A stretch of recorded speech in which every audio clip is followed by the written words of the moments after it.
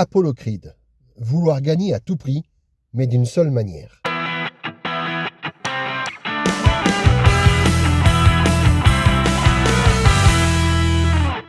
Dans Rocky IV, la mort d'Apollo Creed divise encore. Erreur, injustice, mauvaise stratégie. En réalité, elle repose sur une idée centrale trop souvent mal formulée. Apollo veut gagner contre Ivan Drago, mais il veut gagner avec panache, et c'est cette condition qui le condamne. Apollo Creed, l'intelligence du ring jusqu'à la rupture. Faut frapper tout droit, faut rentrer dedans. Jusqu'à Rocky III, Apollo est l'un des boxeurs les plus intelligents de la saga. Il a une très bonne lecture de l'adversaire. Il s'adapte constamment. Il sait gérer le rythme du match et possède une supériorité technique indéniable. Quand il perd, il apprend, il évolue. Il accepte même de devenir un entraîneur, un mentor pour Rocky. Mais face à Drago, cette intelligence ne disparaît pas, elle est biaisée. Apollo veut gagner contre Drago et l'humilier. Contrairement à une idée répandue, Apollo n'entre pas sur le ring pour faire le show. Il veut vaincre un adversaire plus jeune, incarnation d'un monde nouveau et repoussant, mais pas n'importe comment. Apollo veut gagner avec style, ridiculiser la froideur soviétique, montrer que l'ancien monde est encore supérieur, humilier la machine soviétique par l'humain américain. Il croit sincèrement que le charisme, l'intelligence et l'expérience peuvent désarmer Drago.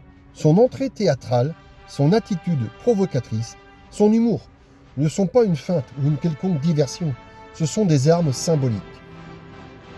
Le panache comme condition absolue de la victoire. C'est ici que se situe la véritable tragédie. Apollo se fixe une règle invisible. Gagner, oui, mais uniquement si cela confirme sa légende. Cela implique aucun combat décisif, aucun repli tactique, aucun abandon possible. Il refuse toute victoire laide, prudente ou stratégique. Il ne combat pas seulement pour battre Drago, il combat pour prouver qu'il n'est pas dépassé. Le moment où l'intelligence cède à l'orgueil. Apollo comprend très vite que Drago est différent. C'est une machine rigoureuse, dangereuse et bien huilée, et extrêmement bien préparée. Les coups sont trop puissants, le danger est réel. À cet instant, un boxeur lucide changerait d'objectif. Survivre, s'adapter, se retirer si nécessaire. Malgré l'insistance de Rocky, Apollo refuse. Pourquoi ? Parce qu'abandonner détruirait exactement ce qu'il voulait démontrer. Il préfère mourir que renoncer à l'humiliation symbolique qu'il voulait donner aux Russes. Ce n'est pas une erreur de boxeur, c'est un choix identitaire. Une mort nécessaire à la narration. Sans la mort d'Apollo, Drago n'est pas une menace crédible. Rocky n'a aucune motivation morale. Rocky IV reste un simple affrontement idéologique sans grand intérêt.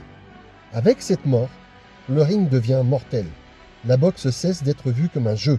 Rocky devient un homme hanté. Apollo cesse d'être un personnage actif, il devient un héritage, jusqu'à Creed. Conclusion. Apollo Creed cherche à corriger Drago, veut l'humilier, refuse toute victoire sans panache.